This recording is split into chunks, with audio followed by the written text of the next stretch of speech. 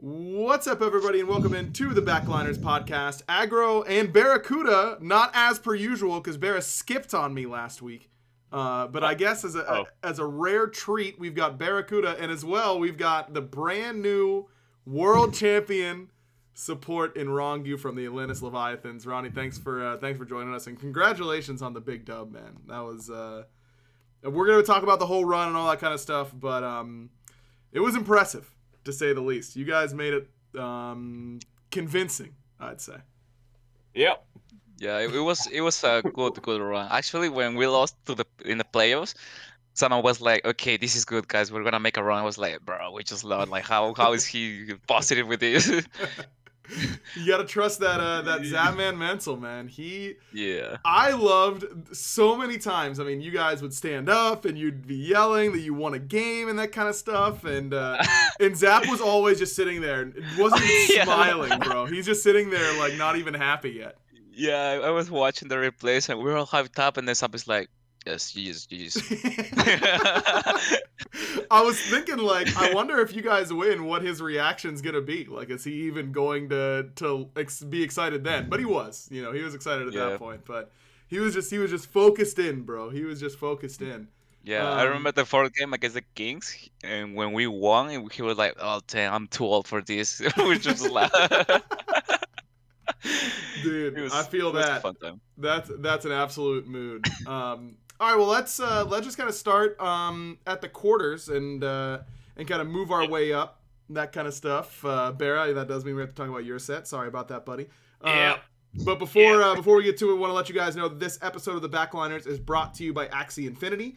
Play-to-earn games are games that allow you to earn crypto in-game, and Axie Infinity is the most popular play-to-earn crypto game in the world. Go to go.okex.com/Axie or link in the chat to find out how you can start earning crypto today. All right, the first quarterfinal was the Jade Dragons up against Solar Scarabs. Barra, you weren't here to talk about predictions. Hazer and I talked about them a lot. We were saying that obviously the Scarabs could beat the Jade Dragons, but that we expected the Dragons to kind of step up and look like their normal selves. And they did in game one. And then they did not after that. Barra, I guess we'll kind of start with you here. What were you thinking when you were watching this set? Well, we were screwing both those teams a lot before, obviously, because they were on the other side of the bracket. And both of them seemed pretty weak going into Worlds. We were winning, I think, like 85, maybe a higher percentage of the scrims, like going into Worlds. And so we were kind of thinking it was a toss-up between the teams and just who shows up that day, because neither one was really playing great against what we were playing. And I think that baited us a little bit into some picks. But yeah, I think Sot and Scream and Inbound diffed their opposing role in all of the wins that they had against Dragons. Like, they just did more on the map. Sot literally looked like the best solo laner when he was rotating and impacting the map. He was going insane. He was going absolutely insane in this set. And Scream was diffing Sam, and Bobby was making Umoja look like one of his best characters, which is, I mean, no offense to Bobby, but he's not known as like the premier Umoja player. No. But he was playing like it. And as a fan of Scarabs, I was really impressed to watch them like come together. I do think that is some of the worst. Like, I don't want to take anything away from Scarabs, but I do think that is some of the worst Dragons has played ever. They just did not look cohesive. Their decision making was bad. They were getting outplayed in like the micro plays as well as the macro plays, and they just looked very disorganized and just kind of lost. Yeah, they just didn't seem bad, or didn't seem good. Sorry. No, I think that's definitely correct. I mean, they dominated game one and then basically just got stomped the rest of the set.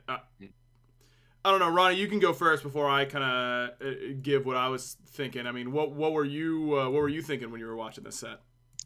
To be honest, Scarabs really impressed us. Even though, well, scrims doesn't matter. To be honest, at this point, I learned this. Scrim doesn't Mhm. matter in before the tourney, but like we were having our more struggles against Scarabs than J Dragons. But Mhm. I was like, it's scrims, they can beat us. It's okay. But for example, I don't know, they just show up better than them. I feel like Inbound was doing smart plays, but sometimes questionable plays too. So, Oh, but it's you mean okay, he was being inbound? Just the typical Yeah. Bobby stuff. I think he was just being more productive.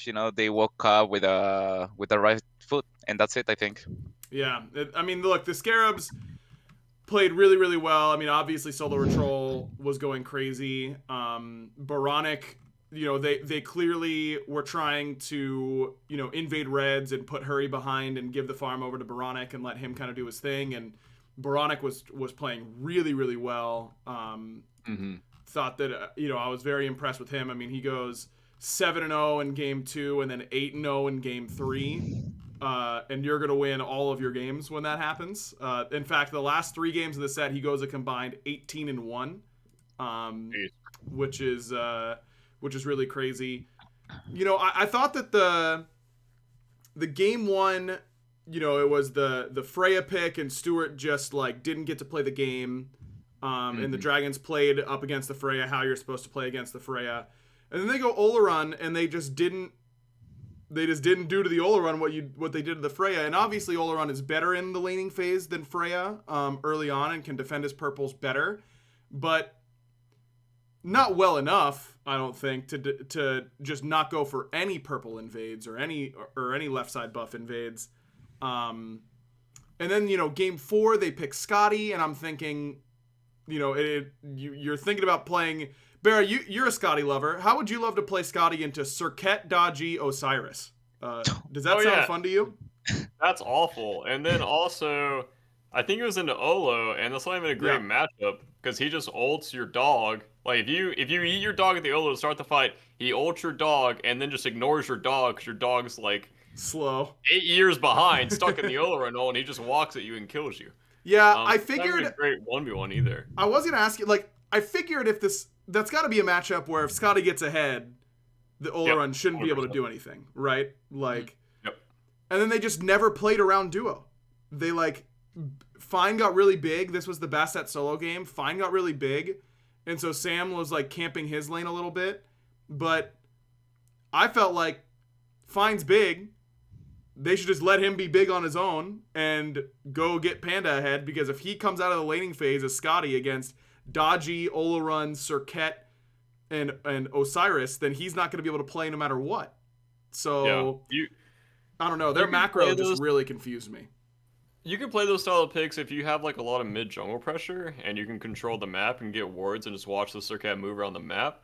But a lot of times in SPL you can't do that. Or like at tournaments you can't do that. Like you're not always gonna get the perfect ward vision and you're not gonna feel comfortable enough as a Sky to step up and ward for yourself.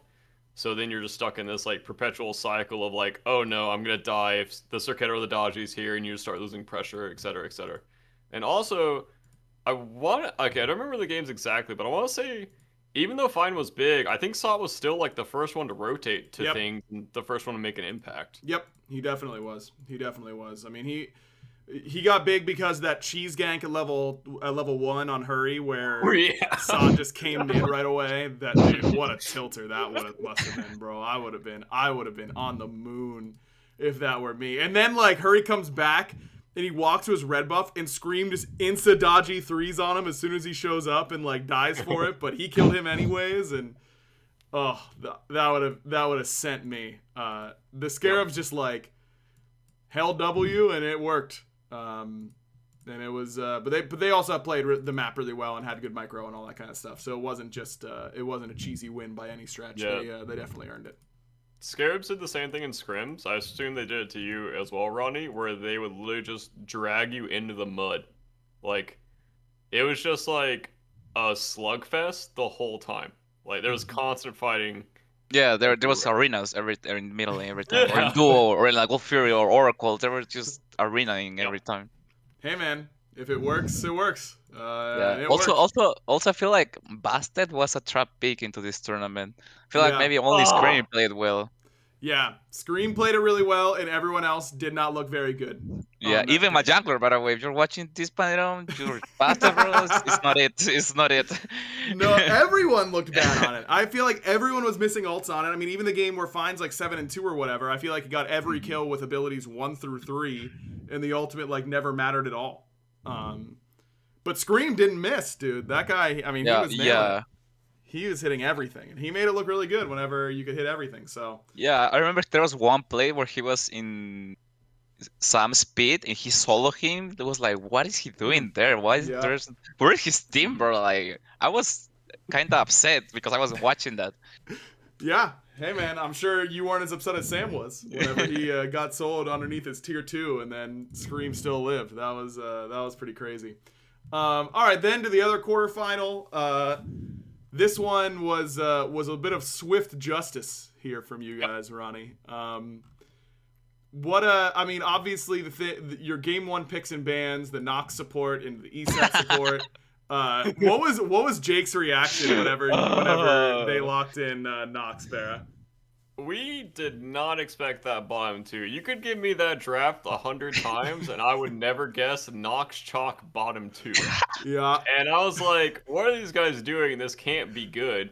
And then we get to the team fight stage, and I'm like, I'm not getting any value off my Olaron ult. Ronnie's literally Nox ulting me every team fight, Yeah. or I'm getting Chalk ulted every team fight. Like, what am I supposed to do? And I was like, oh, this is actually pretty good to what I'm playing. So, yeah, then the sieges were also so difficult. Like, on that duo Phoenix, it was so hard to actually get in. And I didn't want to like full commit YOLO my ult to get the Phoenix because like most of the time I was getting Nox ulted and Chalk ulted, so like I don't know. That was such a rough game to like figure out what to do. Dude, I've been saying that on Phoenix Sieges that just chalk axe into rain, like where they're walking in, like it's the whole Phoenix. Like you can't get anywhere near it, and you're slowed and attack speed slowed, and that's OP. Like, and he's gonna have it back basically by the time it's done, if he has full CDR. So I don't know, man. I'm a chalk believer for sure. I'm Yeah. kind of surprised we didn't see more of it. To be honest, we copied that chalk from Benji because there was, I think, 1 week or 1 day we had a double block. It was just spamming chalk, I think, or something like that. And then we were like, okay, no, okay, I remember this. So we were about to start our scrimmage, right? And then Subman goes, he was like, guys, Chuck is OP. Yesterday in my rank games, he was holding W, he was tanky, he was healing, I was slow. Let's ban that gold, please. And then we're just banning it or like practicing. When we figured it out, it was like a good pick. So yeah, Chuck OP, I guess. Dude, zapping the rank sense, man. He knows Yeah. he knows what's good, I suppose. He was about it. Yeah. Yeah, I mean that game 1, even though, I think that as time goes on, we'll think of this set as a really easy one for the Leviathans. That game 1 was really close, and BaRRa, you guys worked on the verge of winning. You had an EFG, and we're sieging left side Phoenix. What do you think went wrong in that one fight? I think we just couldn't find the proper. There was like a mixture of we couldn't find the proper room to siege the Phoenix, and then we also couldn't find the like initiation that we wanted. And then we also felt like we were kind of on a timer to get the Phoenix, like before obviously EFG wore off. But our team comp can't run away. Mm-hmm. And that's the thing. If we're committing to the Phoenix, like if I'm Olaron ulting the Phoenix, I can't get out. Like I will always get chased down and caught. And so it's just really difficult. Like I don't know, it's so easy to do it in a scrim. You just ult the Phoenix and just go for it. And most of the time their front line will like play poorly into it. But Leviathan's front line weren't giving me the opportunity, and I was getting like 3 or 4 man ults throughout the game, but I wasn't getting kills and I wasn't getting value off of them. Mm-hmm. So on the Phoenix, I didn't want to just like YOLO, just like here we go, like here's my ult.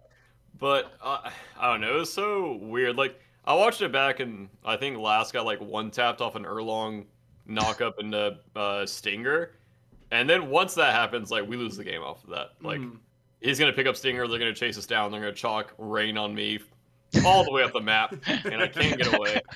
Like, I was like on my way, and I'm like, do I want to bring them to my base? Do I want to bring them back to their base? Like, yeah, I don't know.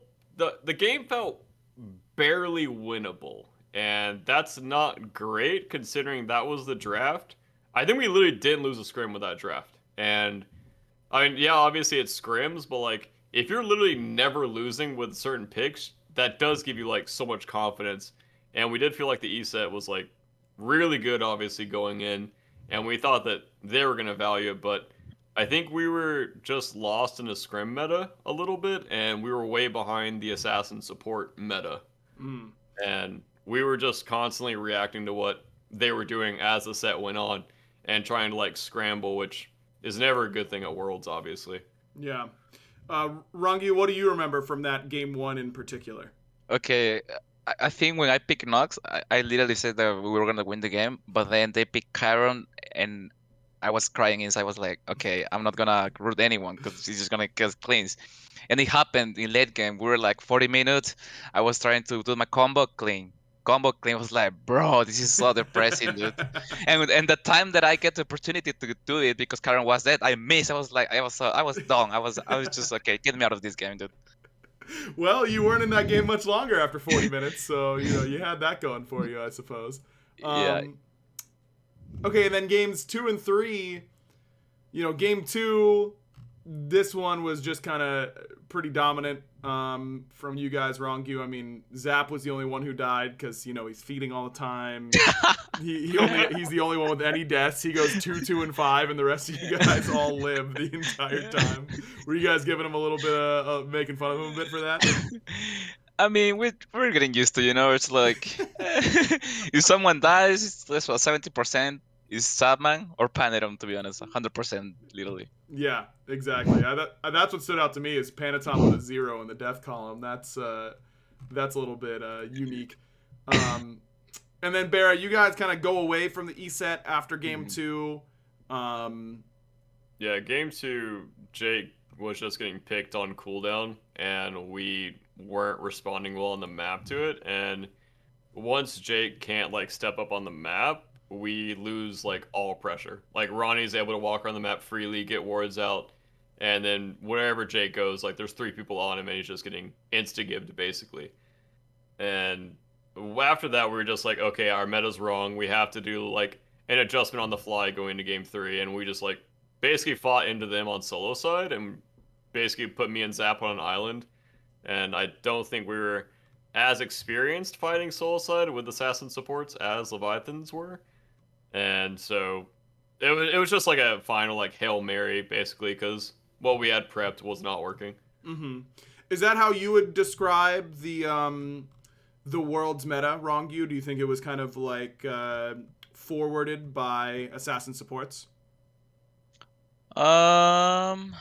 Yes and no, because I had a really bad assassin support game because okay, if you don't get a lead or like control the map or like use your mobility as an assassin, I don't think you're gonna do well because there was one time when I was Fenrir against the Kings and I didn't do anything against the Fafnir, or even I play Ganesh against an assassin. I don't know, I feel like in this meta you could go assassins or just counter pick. But most likely counter pick, I think, was this word to counter a lot. What do you think if you had to describe the meta as a whole? How would you describe it for this event? ADC Smite and Gilgamesh.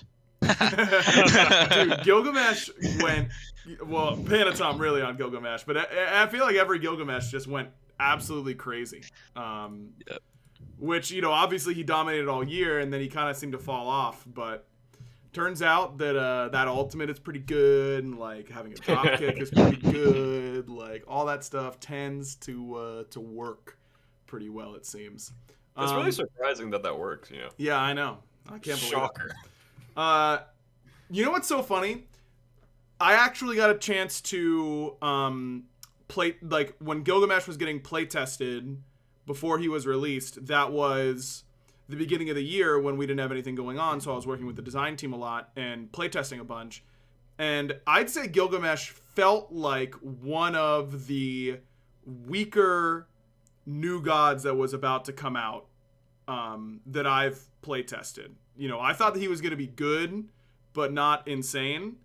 And I was really wrong on that one. I can tell you that much. That god is something else. But there were so many iterations where like that ultimate didn't feel impactful before it had like an initial damage hit, or you know, how strong the slow was, all that kind of stuff. There were just a lot of things that I was like, yeah, if you don't hit your 2, you're kind of just like useless. But so my bad on that. You know, maybe my feedback doomed us all with Gilgamesh. His kick is a cool ability. I love playing Gilgamesh because of that ability, to be honest. Yeah, it feels so good, man. Like one of the most satisfying abilities in Smite, no doubt about it.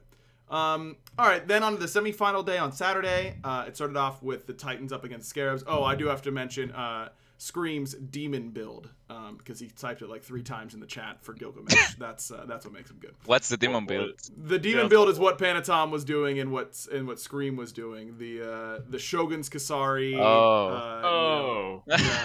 That's the demon build. I don't know why it's called the demon build, but you know, here we are. If Scream deems it, that's how it works, I suppose.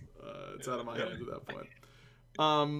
All right, yeah, semifinals, Titans and Scarabs. Bro, this first game of this semifinal, like, broke my brain. Like, I was literally losing my mind at this game because, you know, Titans, I think, were the overwhelming favorites coming into this tournament. Everyone was expecting them to play really well. You know, Layers kills BaRRaCCuDDa like level 2. Then he goes duo, gets like another kill. Then he comes back mid, kills BaRRaCCuDDa again, I think. And I'm like, all right, well, this game's over. And then the Scarabs proceeded to play maybe the greatest game of Smite I've ever seen. Like, I feel like they didn't miss an ability. They moved as a hive mind. Like, they all shared the same thoughts for like the next 20 minutes. I mean, obviously, like, Sot was going absolutely bananas, but like Scream was perfect, Bobby was perfect, Stu was perfect, BaRRaCCuDDa was perfect. They all just like outplayed the Titans individually, as a team, everything. It like broke my understanding of what Smite is to just like watch that happen to the team that I thought was really good. You know what I mean? Yeah. That game 1, I mean, I don't know about you guys, but after game 1, I was thinking like, damn, the Scarabs might just become like nuclear red hot and just like mess around and win the whole thing. If they played like they did the last 20 minutes of game 1, they would have at least taken the Leviathans a little bit of the distance. Yep. But yeah, I don't know. They just couldn't. You know, they burned too hot. They burned out, I suppose. But were you guys with me? Like, I was losing it. Yeah. For example, right now I'm trying to think like, okay, who was playing well? But they're all well to be. I think BaRRaCCuDDa was playing really, really well. He was doing a lot of damage, positioning well. He was playing like probably the best Smite I have ever seen of him. And then Scream just doing, you know, Scream things. He's playing well. I think also there's one play where Cyclone pre-beats Hombat something. That was so weird, but I was like, okay, it's okay though. And then I don't know. Then the Jumoya, it was good. So yeah, I'm happy for the boys. BaRRaCCuDDa? Yeah, kind of just the same thoughts. I remember, I think it was it. Oh yeah, I think I'm getting the dragon set confused. Was it Sot's play? Yeah, it was Sot's play on the Layers at like back camps that forced Layers to ult, and then they killed Benji off of it at blue, and then it was like all Titan's momentum just got sucked away, like in that play on solo side. Yeah, I think I remember that. I think Paul rotated to that. He went like as a front laner as Tiamat. It was so crazy. I don't know. Oh yeah. That was a huge engagement for sure. Scream in the chat said, yeah, I think we should have 3-0'd them, but we threw game 2 and lost the momentum, and that was tough. And I really feel like if that game 2, it looked like they were going to be in a position to do so. They never got really far ahead, if my memory serves, but it looked like things were starting to go really well. This is the game that Stewart was really big. This is also the game that Sot took a tower shot level 2 and died. Bro, that I was so sad, man. That just made me legitimately sad. Yep, I remember that. I was so upset. Afterwards, I saw Benji in the break room afterwards, and I was like, "Easy solo kill for you, huh?" And it just extremely Benji voice goes, "Yeah, played it perfectly." Yeah, I heard that. That made me laugh, bro. I was loving it, man. I was absolutely loving it. And you know what? I'm not even mad at Sot for going for the play. You know what I mean? Like, if he solo kills him wave 2 or wave 1, level 2, after, like, dominating the entire dragon set, dominating that game 1, I feel like that's just the type of play that just, like, makes your whole team feel like you can't possibly lose. The downside is when you take the tower shot and die, that it's like, oh, now we don't have any confidence anymore. But I like the idea. Yeah, you got to take the risk. You know what I mean? Yeah. That's how it works. I watched it back, and he did have 15 health on Benji. So no, that's what I'm saying, man. It was close. But Osiris from behind into Nike, I feel like Nike just runs the game from there on out, and yeah. Yeah, I mean that's the way it goes. Also, it looked like they were still gonna be at a really good spot that game, and then Aurora hit like the god double stun on Fenrir. Oh, yeah, he met his boy too. Yeah, and hit the med, and it was absolutely crazy. That was just like such a big play. Oh, for Aurora. And they panicked 2 beats at the same time. I was like, no, bro. Yeah, it was like the perfect play from Aurora. Yeah. Cyclone was getting the treatment basically all weekend, man. Cyclone was just getting gunned down by everybody. It would be so funny, like they'd be team fighting and then Cyclone would show up and they'd stop doing fire or like anything else and they would just like 4-man run at Cyclone spin every single fight. It was just like I felt bad for him, man. There's just nothing you can do. You just gotta hope that everyone else is gonna carry the game for you. If they're gonna invest that much, bro, like what can you really do? You know what I mean? Oh yeah, that reminds me of someone trying to kill me with circuit and 4 ultimates at the same time when I was Fenrir. yeah, that was a decision that was made. Was that in the finals or was that the? That was Jake. That was Jake. Yeah. Oh, that was Jake. That's right. Yeah, that's what I thought. Oh, I remember that.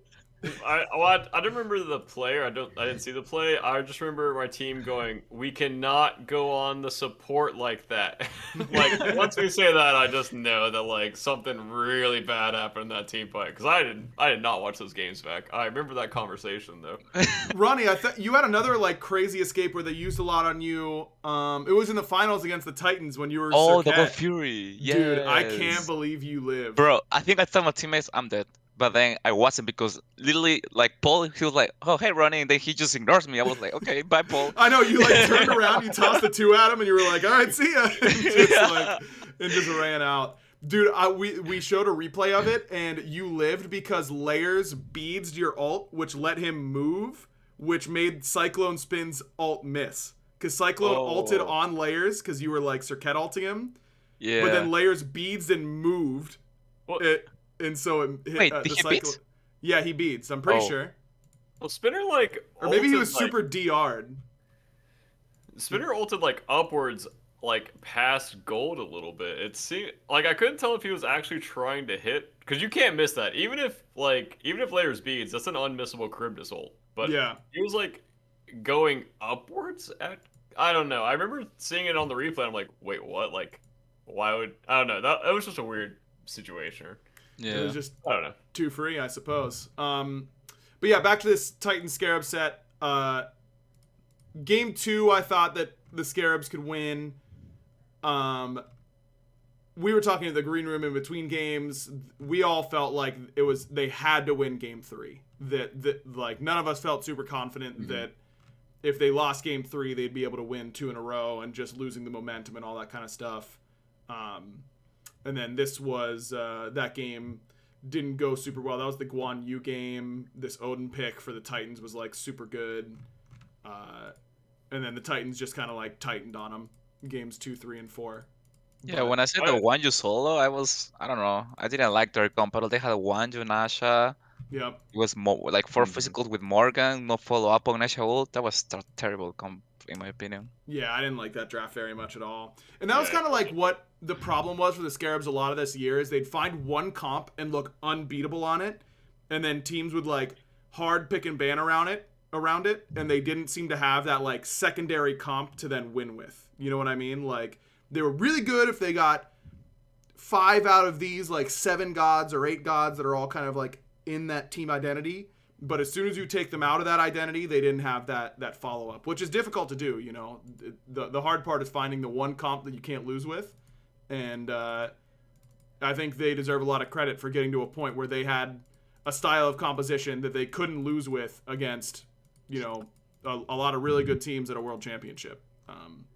Yeah, Especially considering where that team was. Nasha's jungler is so annoying. Like me as a support when I go assassins or whatever, I have to go beats, and Steven hates that when I go beats. He's like, "Are you going beats, Ronnie? Go die or do something." I was like, "Bro." What about you, Barry? You want your support picking up beads, or you want them just dying for the cause? I hate when they go beads, bro. Like you're throwing my laning phase by going beads. Like you're literally just useless. And half the time you don't even use the beads for like 5 minutes. So congratulations, you're just holding on to them for safety. It's about the Like- it's about the threat, Barra. You know, they Yeah, need to yeah. have it just in case. I get it. It's like I'm on Steve's side here. Like you're gonna die most of the time, so just get med for me, and then you should just position better. Ah, That's about it.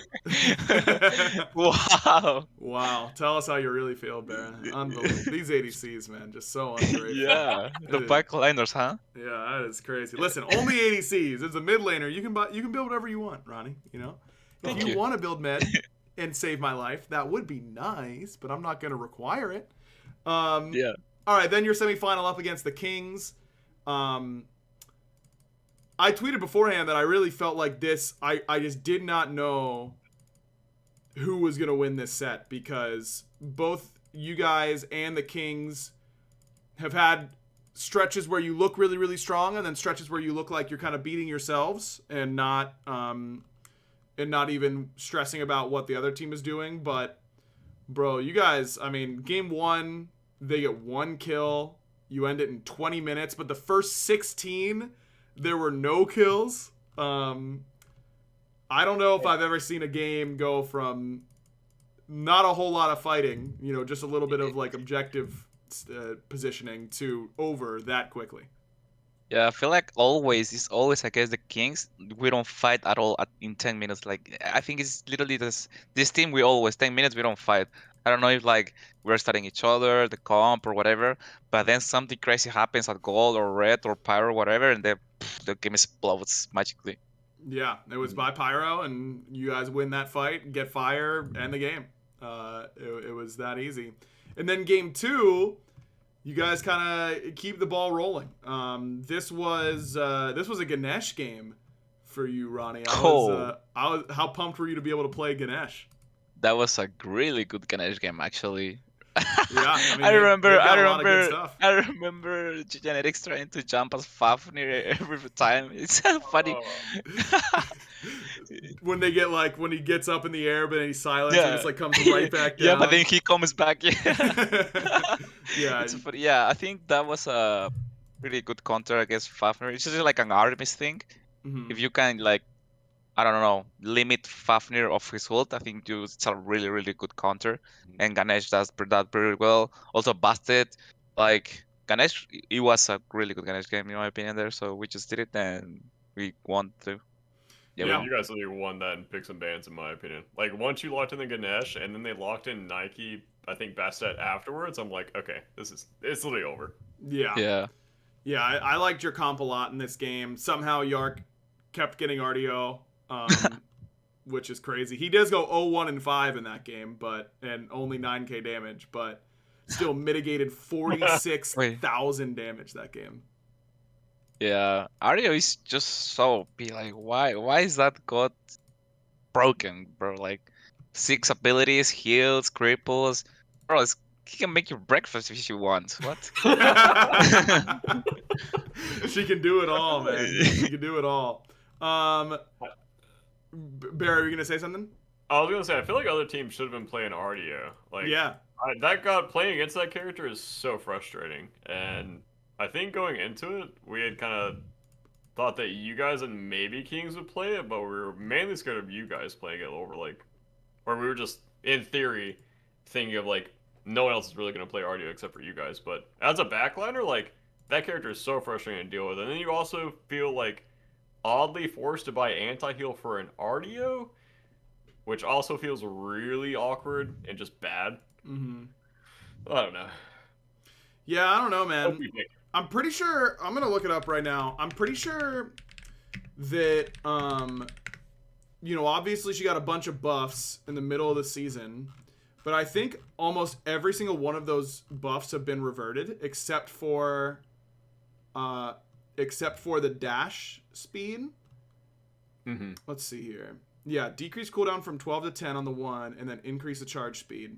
Then it went from 10 to 11, then 11 to 12 on the 1, and then the 2 got nerfed. It got a second CD added and decreased the power debuff on the vines on the cripple from it lost 10% at max rank, which is a bunch.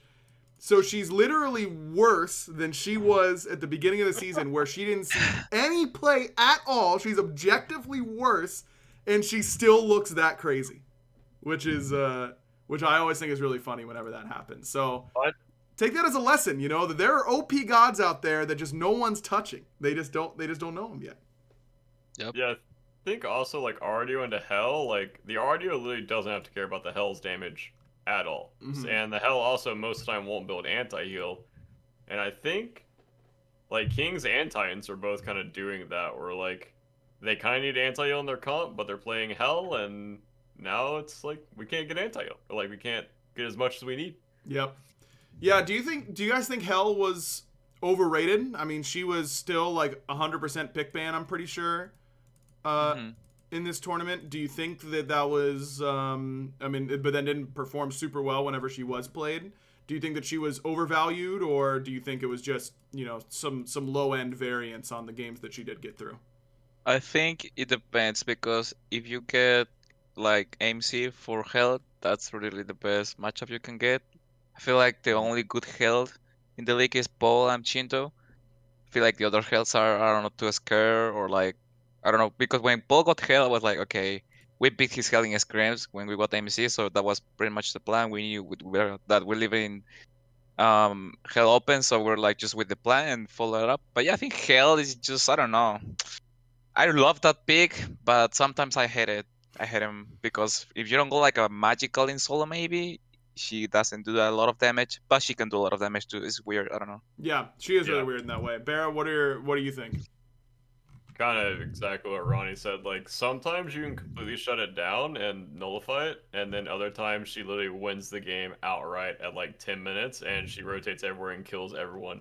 And then also you can't ever kill her. And there's sometimes I feel like I'll see Hell's going the same build, and sometimes I'll get like 1K'd, and sometimes I won't get 1K'd. Yeah. And I don't know what the difference is. Well, the difference is if I'm playing it, you're not getting 1K, because whenever I play that god, I feel like I do nothing. Like, I feel like I'm not healing that much. I'm not doing any damage. I'm like, what is happening? Why is this god so OP at pro play?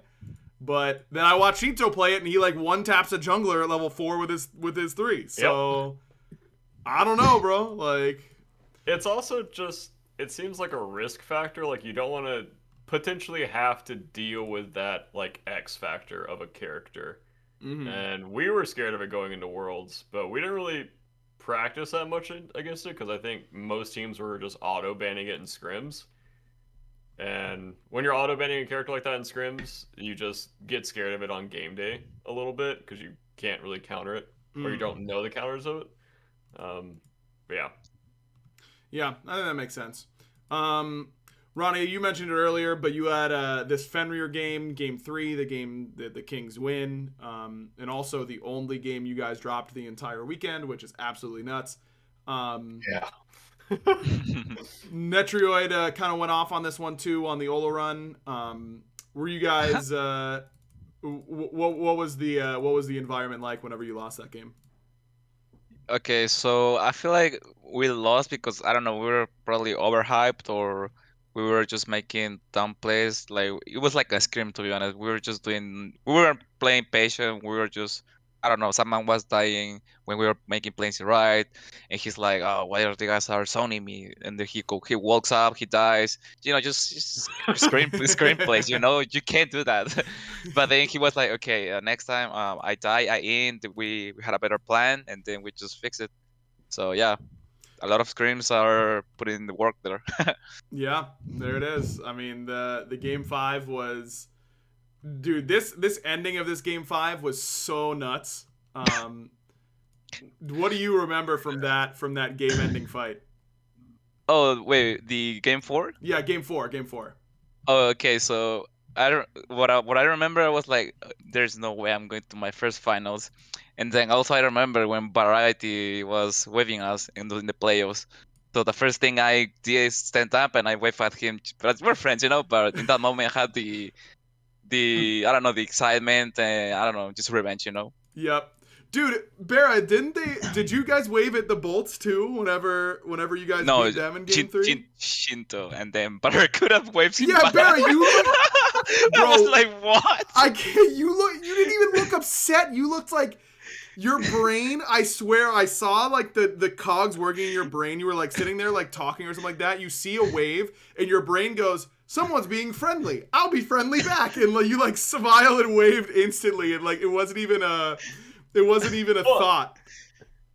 I mean, the game 3, like, it was just one of those, like, ADC games where I really didn't get to, like, impact it at all. So, like, the loss itself didn't really, like, hurt. Because I'm just like, well, me and Zap couldn't really done anything in that game anyways. Like, we just lost the fights on solo side. So, like, in the moment, I'm, like, not really that upset. Like, I did my best, and outside of that, like, I mean, you win and lose as a team. Like, that's just, like, unlucky we lost, but, like, because I was also, like, kind of happy for like Shinto that he was like that happy and that like trash talky because we had just trash talked them like really hard the last year's worlds. Sure. So it's kind of like you as a competitor, you or like for me, I enjoy like other people's success and like other people's happiness through that. Like I can like live through that basically. And just as a competitor, it's like that's just a fun moment. Like I enjoy that.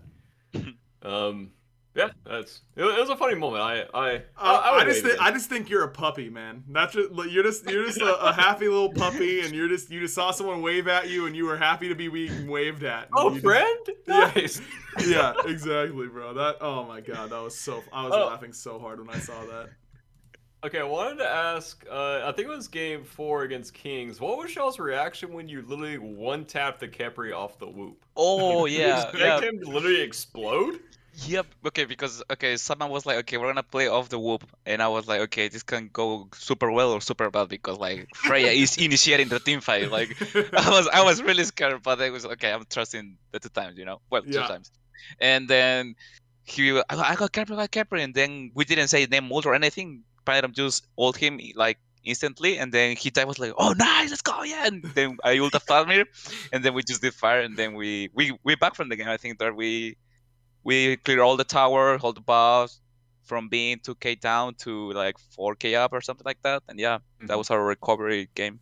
And then you just went back and Zap kept doing it again, bro. It was so wild. He just like Oh, whoops. He gets like what was it? He got like Kepri ult, and then he whoops and he gets Humbat's Hombat, ult, and then he whoops and then he gets Oleron ult. Like Medusa ult too. yeah, Medusa ult. Like he just got every single ult every single time he would walk up for a whoop and just like kept not getting punished because the King's draft just like didn't punish that well. You still hope that even if you don't have the tools, you can punish the initiating Freya, but I mean, they don't really have like an initiation in their comp. They have like an Ardio Kepri, and then the only thing Zap has to worry about is a Hun Blink. right. So he's feeling like pretty confident with the amount of peel that they have. Yeah. Or just like the amount of raw damage that the Hun has to come into.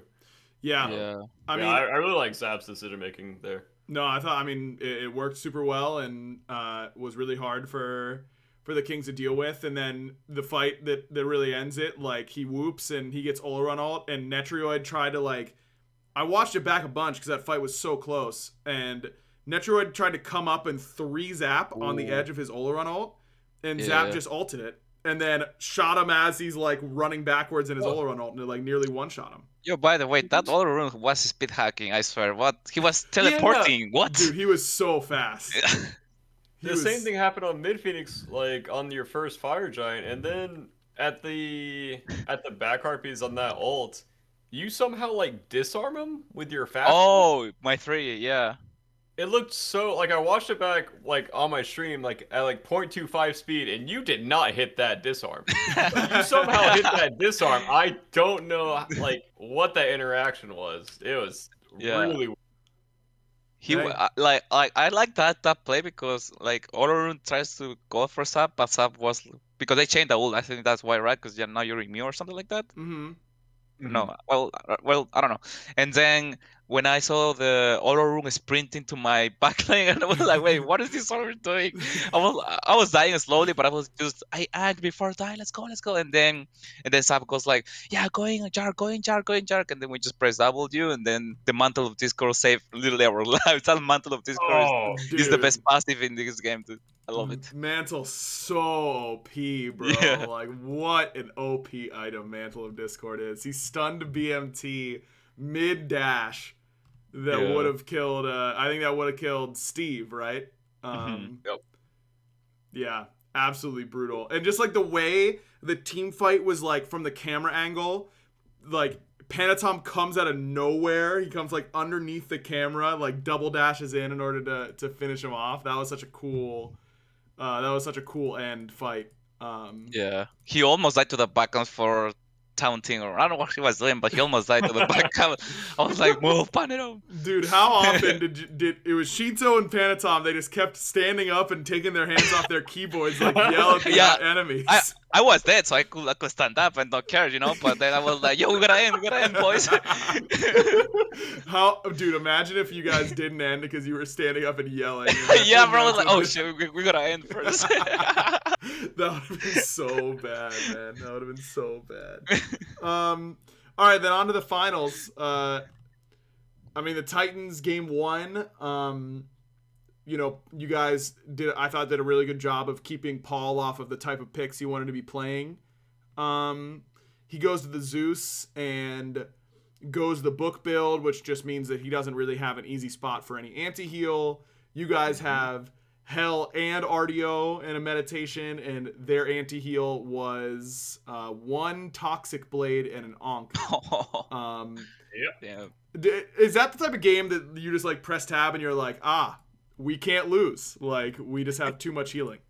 Well, to be honest, we know that Paul doesn't like to build Divine Ring because we scrimmed them a lot, and we knew for a fact that he will, if he goes like any other mages, well, maybe with Morgan it's good, but then with other gods, we knew that with Tiamat he doesn't go like Divine Ring, or like he was only playing Tiamat in scrims too, and then he was playing Shankwi or Zeus, and then we had an idea around that, and then when we pressed tab, he didn't have Divine Ring. We were like, okay, we just gotta play slowly and we can win this team fight. Because Shinto died two times in the first game. As hell, I was like, damn, this doesn't look great, huh? Yeah. And then somehow we record. Oh, okay, I remember why he was recording. He was like, let me solo this. Ronngyu, can you leave? And his wife was like, bro, I'm 2 levels down for doing nothing. Like I'm just existing, dude.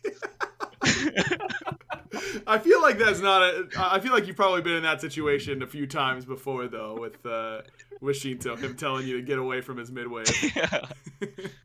It's kind of what he's known for at this point. But hey, he's putting it to good use at the very least. Made it work on that hell. He was 0-2, went to 3-2 by the end of the game. Does Shinto tell you guys what is his and what isn't his, or do you just know? Like, does Panatom just know, like, to not go to his own back camps? Or I mean, if it's up, Shinto's gonna do it. If it's up, Shinto's gonna do it. Or like, for example, there's a typical, for example, we're doing oracles. Shinto throws our ability and goes to the wave immediately, so I don't capture him. And I'm like with Fafnir trying to kill the oracle, bro. It's so, I don't know. It's just synergy at this point. We just do it by, we're like robots, maybe. Dude, whenever we did like the mid lane roll queue, and I asked everyone what changes they'd like to see made, and Shinto's answer was, "I wish there were more harpies around mid lane." I thought that was the funniest answer of all time, man. Like, he could get anything in the whole world. He's like, "Give me more harpies to farm." I love it, dude. I love that guy. And then game 2, you guys just kind of dominate again. Panatom just goes nuts on the Gilgamesh. Gilgamesh. Like, Cyclone just couldn't play the game. Before that, what is this draft? Like, what? Yeah, the fact that you guys Titans can win this comp. Like, yeah, you guys got AMC, Yamoja, Ardio with your first 3 picks. Like, it's like you guys blind picked. Yeah, someone said that when we were like, it was like blind pick, draft. What the heck? Yeah. I mean, yeah, you guys, and you bottom 2. I forgot that you bottom 2 Olaron Gilgamesh. Yeah, we had an amazing team, come to be honest. Oh, man. And also, I don't understand why they're banning Freya if they're playing things like Fenrir is a Nami. Yeah. Like, you're playing to hard pressure the lane, but you're banning the only magical AC that Steve is most likely going to. I don't think he played Olo before this in the tournament. So why aren't you He didn't even play any scrims. What?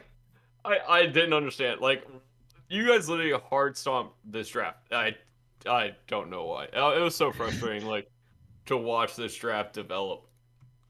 Yeah. Like, I was expecting more in the final. I mean, I wasn't frustrated. Like, I was just expecting more from Titans. Like, this is one of the biggest out drafts I've ever seen at Worlds, ever, in my opinion. Barry, you're sounding a lot like Reddit right now, you know? Bro, you can't lose with this comp. Like, you're not wrong. One of the most OP comps I've ever seen. Like, you're giving Ronnie Yamoja, bro. Oh yeah, that's when we watched Yamoja, I was like, wait, is this a bait? Am I dreaming? Should I do it? I was doubting because it was like, okay, the Assassin supports RP. I'm gonna be against a Fenrir because Aurora loves Fenrir. But then I was just, okay, we're just farming the 10 minutes, and if we don't fight too much with Yamoja early, I think we got this, and yeah, we pretty much did that. Farm a little bit, and then fight with the spikes with Yamoja. Yeah, I mean, that was the first time you got Yamoja the whole tournament, right? You hadn't gotten it up until this point, if I remember correctly? Yeah, that's true. Yeah. I mean, we were not letting Ronnie play that character. No way. No, to we be were honest, gonna pick it if you guys left it open, like first pick, but we weren't. There's no way we're gonna like let it open if you guys were first pick. Yeah. Not dealing with that. And then game 3, I mean, you guys are up 2-0. You guys must have felt like this set was just like over. No, okay, so when the second game we didn't say anything, or I didn't say one more because the last time that happened, we lost the third game. I was like, okay, let's chill, boys. It's okay. And then we didn't scream. This was like, okay, let's just play smart. I was literally replaying this all the game. We don't have to win the game in 10 minutes, boys. Let's just play smart. Literally every single game I was telling, because I feel like sometimes in scrims or like in some SPL games, we're trying too hard to force plays, and then someone teach us a lot about that, like not to fight in dumb spots and all the strategies. And I don't know, it was a really good third game, to be honest. It was more fighting there. Yeah, I think. I mean, you guys were like gunning them down this game. I mean, you were 1-1-17 on Yamoja again. Panatom 8-2-12. Like, it just felt like everywhere you guys went, you were super strong. Yarkor makes the insane play where he like baits the 1v2. I mean, he baited like level 3. He baits for the first blood. In the 2v1, and then again later on in the game when they're kind of dogpiling on him in solo, he ends up getting the triple kill. Like, at what point did you feel like, okay, we can't, we actually won? Did it creep in at all before you guys actually killed the Titan? Yeah, okay, because I thought we were gonna win with the first Fire Giant we did, but somehow we all died. I think we trolled us so hard. I don't know what happened. I know what happened. I'm gonna throw him under the bus. Shinto got Ganesh caged, and he just sat in the middle of it and didn't like he could just 3 out because he's sold. Yeah. Oh, okay, I remember some. Okay, Yeah. He just after gets the like game, one tapped. yeah, after that game, if Shinto was like, I was trapped, I'm gonna shoot, and then Sab goes like, you can 3 out, you know that, right? and, He didn't know it apparently because he stayed in there and he was hitting the Phoenix and I was like, that can't be good. And then he didn't Aegis until like after his disapparate was either about to go off or like right as he came out, but he took like 90% of his health before he got into disapparate.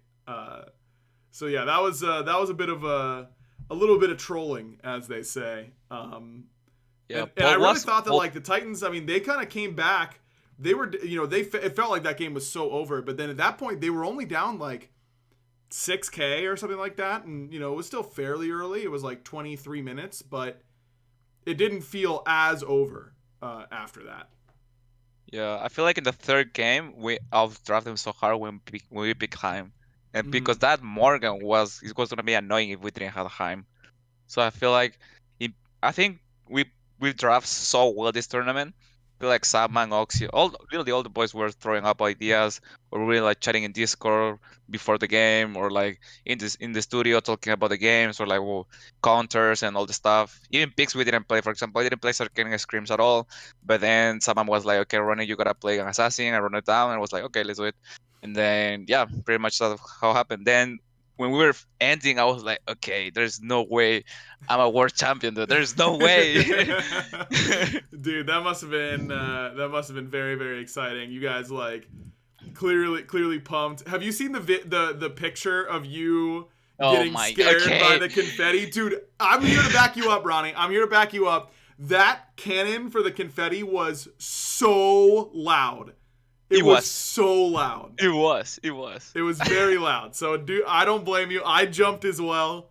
I just was lucky enough to not be staring at a camera whenever I jumped. Yeah, well, I was like, my first world champion. I want to see the picture of the team, and it's me dancing or scaring. I don't know what I was doing. I was like, oh my god, bro, it's whatever. I get it, Oh man, it was really funny. I thought it was good. Also, we got really lucky that you guys won Worlds because the confetti was blue and yellow. Oh, maybe what's the script? Maybe it was the script, but that would have been kind of funny if the Titans came in and won and it was blue and yellow confetti and just beating the Leviathans. They would have been like, damn, they didn't think we were gonna win. Like it was against us. But yeah, Handyman had the script. We knew who was gonna win the whole time. There's no doubt about it.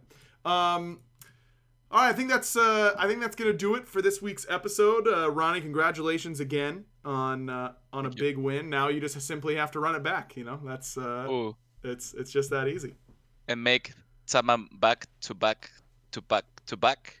That's right. 4 in a row. Also, a roster leak that they're staying with Zapman. No! Roster apocalypse is upon us. We got him, ladies and gentlemen. No! I'm too good at what I do. I'm looking for a team, guys.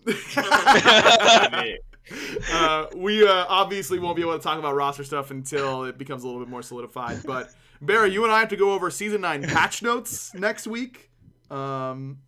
ADCs suck, bro. Well, wait. You think you guys suck more than mid laners? I think mid laners suck more. No way. Oh, bro, have you?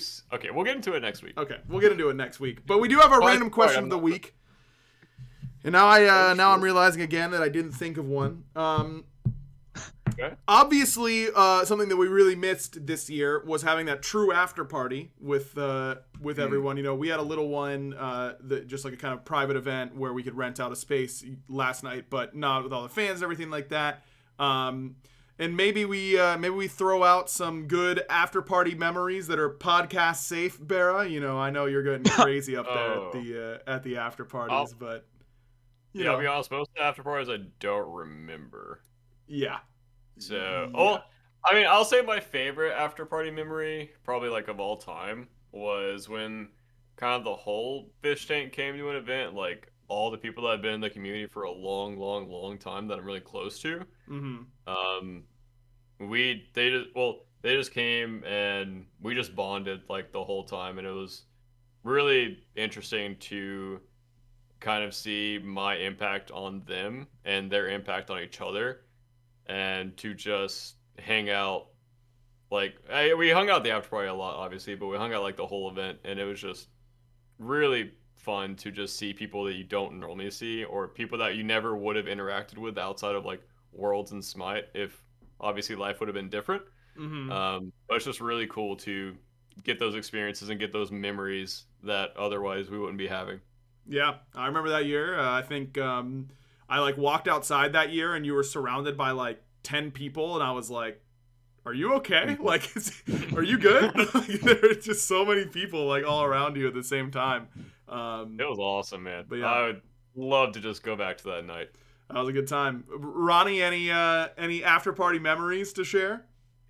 Well, it's fun. I love when, for example, there's Panda and Sapman, and when they're getting drunk, they're just out talking about their worst performance, or like when they fight. It's like so funny watching that because they say literally the same thing every party, or like they're just, no, I'm so much better. No, my jungler was better. No, your jungler shot. No, you're. It's like so funny.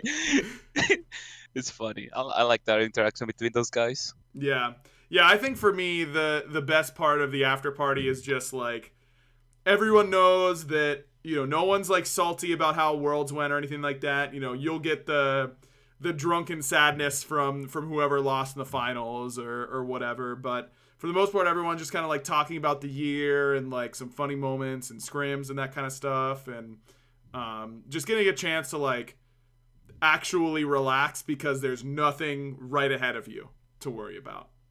Yep. That you don't get to do at any other point in the year, because even after a playoff event or something like that, you know there's more Smite to be played, and so having those types of moments is definitely my favorite part. Also, watching a bunch of people do shoeies 2 years ago, the last like real after party that we were able to have at the main event. I think like Dave didn't do one, but like Gore and Pretty Hair and a bunch of Australian Paladins players, they all did shoeies. You're both looking at me like you don't know what that is. When you pour a whole beer, you take your shoe off, and you pour a whole beer into your shoe, and then chug it out of your shoe. What? It's like an Australian party thing that you do. You know, it's like taking. It's like That sounds awful. Yeah, it's really gross. It's really gross for sure. Whoa. But it looked kind of fun. I wasn't like, what? I wish I was doing that. There's something about it, you know, like the camaraderie. Turn the webcam off and go lick your shoe, bro? Of course not, man. Of course not. It's just like that is what they do, you know? You just pour a beer into a shoe and then chug it out of there. Imagine you've had a lot of drinks. Dog. Imagine you've had a lot of drinks before this, okay? Like yeah. That makes sense then. Ronngyu instantly like, oh yeah, I'm okay. I can see it. When next time we have a real after party, all of us are gonna wear clean shoes, and then we can all do a shoey together, huh? Yeah, we can like go to the store, buy a shoe, you know, it's clean, and then we just pour the drink there. And then now you just have a special glass in order to use in that situation. All right, thanks everybody for watching and listening. Make sure you give us a follow and give us a good rating and help us with our sponsors and all that kind of good stuff. And we'll see you next time when we go over Season 9 patch notes. BaRRa, Hazer tried to do the buy. Oh no, I didn't see the episode. What happened? He did an okay job. He did a very good job at the not buy part, but the buy part I think is where we really missed you. So we're glad to have you back to say goodbye at the end of the episode here. So take it away, Barry. Bye. Yeah. See, that's what we were missing. That's what we were missing. So clean.